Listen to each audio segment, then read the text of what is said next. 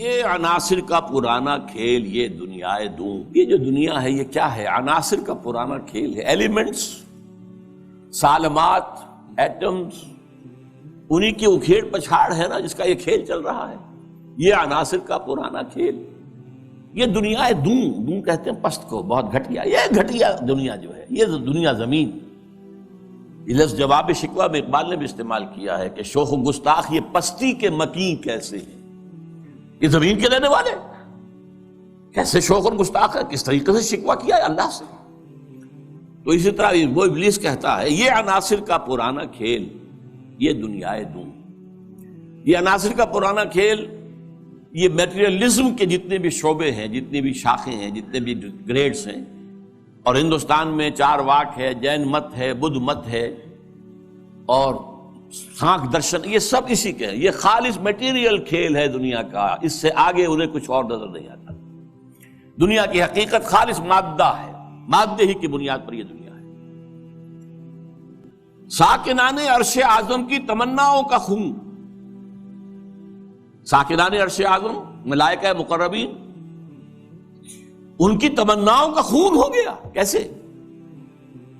جب اللہ نے کہا تھا وَإِذْ قَالَ رَبُّكَ لِلْمَلَائِكَةِ إِنِّي جَاعِلٌ فِي الْأَرْضِ خَلِيفَةً، تو فرشتوں نے ذرا استفہام کیا تھا نا، قَالُوا وَتَجْعَلُ فِيهَا مَن يُفْسِدُ فِيهَا وَيَسْفِكُ الدِّمَاءَ وَنَحْنُ نُسَبِّحُ بِحَمْدِكَ وَنُقَدِّسُ لَكَ۔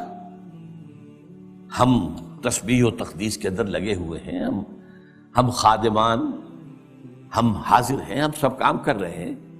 ابلیس اس کو انٹرپریٹ کر رہا ہے کہ اصل میں وہ خود خواہش مند تھے خلافت کے، تو ان کی تمنا کا خون ہو گیا جبکہ آدم کو خلافت دے دی گئی۔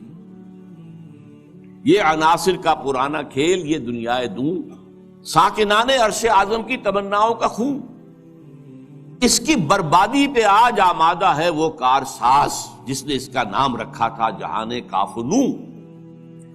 یہ اللہ کے امر کن سے کائنات وجود میں آئی تھی نا۔ اچھا وہ اس کو نہیں مان رہا، وہ سراسر نام یہ رکھا گیا ہے، اب اللہ جانوں، یہ اللہ ہی جانتا ہے کہ اس کے دماغ میں کیا خناس ہے، لیکن اللہ نے جو یہ کہا ہے کہ یہ کن سے بنایا ہے، کن فیکون۔ آج معلوم ہوتا ہے، ابلیس کہتا ہے کہ اس کی بربادی پر خدا نے فیصلہ کر لیا ہے، جس نے اس کو بنایا تھا وہ اب اس کی بربادی کے در پہ ہے۔ اس کے دونوں معنی ہو سکتے ہیں، ایک تو یہ بھی کہ اسے محسوس ہو رہا ہے کہ قیامت اب قریب آ رہی ہے، یہ کھیل جو ہے اور یہ خیر و شر کی کشاکش ستیزہ کار رہا ہے ازل سے تا امروز، چراغ مصطفی سے شرار بولہبی، یہ جو ہے اب آخری اینڈ پہ آ رہا ہے اس ڈرامے کا۔ یہ ڈرامہ دکھائے گا کیا سین، پردہ اٹھنے کی منتظر ہے نگاہ۔ تو جیسے کہ یہ بات کہی گئی ہے، یہ ڈرامہ جو ہے اب ختم ہونے کو، اقبال نے بھی اس کو کہا ہے، دنیا کو ہے پھر مار کا روح و بدن پیش، تہذیب نے پھر اپنے درندوں کو ابھارا، اللہ کو پامر دیے مومن پہ بھروسہ، ابلیس کو یورپ کی مشینوں کا سہارا۔ وہ بھی محسوس کر رہا ہے کہ شاید اب وہ قیامت ختم ہے اور یہ کھیل اب آخری سین پر آ گیا، اور شاید اس کا مفہوم یہ ہو کہ اس دنیا میں ہم نے شر کا، شرک کا، الہاد کا، یہ سارے بے حیائی کا، بے شرمی کا، سودی نظام کا، انسانی حاکمیت کا، یہ سارا کھیل ہم نے بنایا ہے۔ معلوم ہوتا ہے کہ یہ اب ختم ہونے پہ ہے، معلوم ہوتا ہے کہ یہ اب وہ جو کارساز ہے وہ اب اس کو آخری جو ہے اس مقابلے کے اندر ملیا بیٹ کر دینے کے در پہ ہے۔ اس کی بربادی پہ آج آمادہ ہے وہ کارساز جس نے اس کا نام رکھا تھا جہان کاف و نوں، اور اس کے بعد اب لاف زنی کر رہا ہے، میں نے یہ کیا، میں نے یہ کیا، میں نے یہ کیا، میں نے یہ کیا۔ کون ہے جو میرے اس سارے معاملے کو ختم کر سکے؟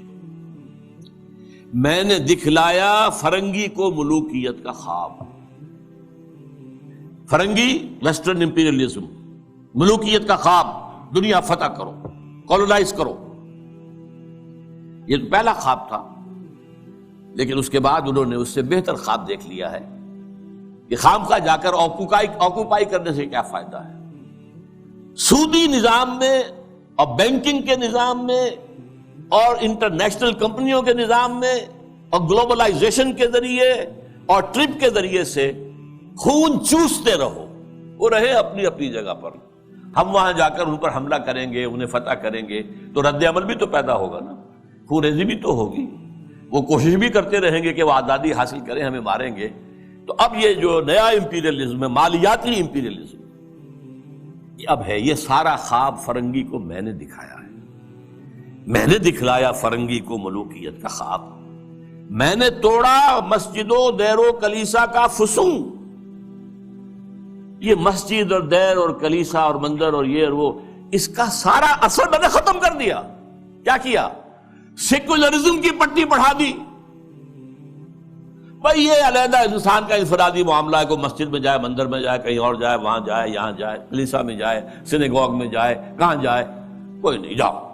لیکن ملکی نظام، ملکی قانون، حکومت، ریاست، معیشت، معاشرت، اس کا کوئی تعلق کسی مذہب سے نہیں۔ جو بھی اثرات تھے، جو بھی ہولڈ تھا مذاہب کا، آخر خدا کو تو مانتے تھے نا۔ اس دور حاضر سے قبل جو ہے انسان کی گمراہی صرف ایک تھی، شرک۔ وہ کیا ہے؟ ایک بڑے خدا کے ساتھ چھوٹے چھوٹے خداؤں کو بھی ماننا۔ بڑے خدا کا انکار نہیں تھا۔ اب کیا کیا گیا ہے؟ اس بڑے خدا کو اٹھا کے مسجد میں بند کر دو، مندر میں بند کر دو، سینیگوگ میں بند کر دو، چرچ میں بند کر دو، اور جہاں پورا ہمارا نظام ہم چلائیں گے۔ We are the sovereigns. Sovereignty belongs to us. ہم جو چاہے کریں۔ لہذا میں نے دکھلایا فرنگی کو ملوکیت کا خواب، امپیریلزم، اور میں نے توڑا مسجد و دیر و کلیسا کا فسوں، سیکولرزم۔ میں نے ناداروں کو سکھلایا سبق تقدیر کا۔ ناداروں کو، غریبوں کو میں نے کہا بھائی ٹھیک ہے، یہ تمہاری قسمت ہے، تم کسان ہو، ہاری ہو، تمہاری قسمت یہی ہے، اس کی طرف سے ہے، رب کی طرف سے ہے۔ کوئی بغاوت کا خیال پیدا نہ ہو جائے، کہیں کو کھڑے ہو کر کوئی ریزسٹنس کی موومنٹ شروع نہ کر دینا۔ تقدیر ہے، تن بے تقدیر، تقدیر کے حوالے۔ میں نے ناداروں کو سکھلایا سبق تقدیر کا، میں نے منعم کو دیا سرمایہ داری کا جنوں۔ یہ لفظ منعم جو ہے عربی کا، یہ منعم بھی ہو سکتا ہے، منعم بھی ہو سکتا ہے۔ منعم اس میں فاعل ہے، منعم اس میں مفعول ہے۔ منعم نعمتیں دینے والا، منعم جس کو نعمتیں دی گئیں۔ یعنی یہ بھی ہو سکتا ہے کہ پہلے جن کے پاس دولت ہوتی تھی وہ اس کو خیرات کرتے تھے، صدقات کرتے تھے، خیر کے کاموں میں لگاتے تھے، پن کے ثواب کے کاموں میں لگاتے تھے۔ میں نے اس کے بجائے کہا بیگم پاگل ہو گئے ہو، جمع کرو سرمایہ داری۔ میں نے منعم کو دیا سرمایہ داری کا جنوں، اور جس کے پاس فاضل سرمایہ دولت اللہ نے دی تھی، اس کا جو طریقہ تھا کہ یسألونک ماذا ينفقون قل العفو، میں نے کہا نہیں، جو بھی ہے جمع کرو۔ جمع فاوعا، جس نے جمع کیا اور خوب پھر سینت کر رکھا، سنبھال کر رکھا، بچا کر رکھا۔ یا کہا جمع مالا وعددہ یحسب ان مالہ اخلدہ۔ یہ سبق میں نے دولت مند کو سکھا دیا۔ تو میں نے ناداروں کو سکھلایا سبق تقدیر کا، میں نے منعم کو دیا سرمایہ داری کا جنوں۔ کون کر سکتا ہے اس کی آتش سوزاں کو سرد، جس کے ہنگاموں میں ہو ابلیس کا سودے دروں؟ کون ہے؟ میں نہیں ماننے کو تیار کہ ہمارے اس پورے کھیل کو کوئی طاقت ہے ایسی کہ جو ختم کر سکتی۔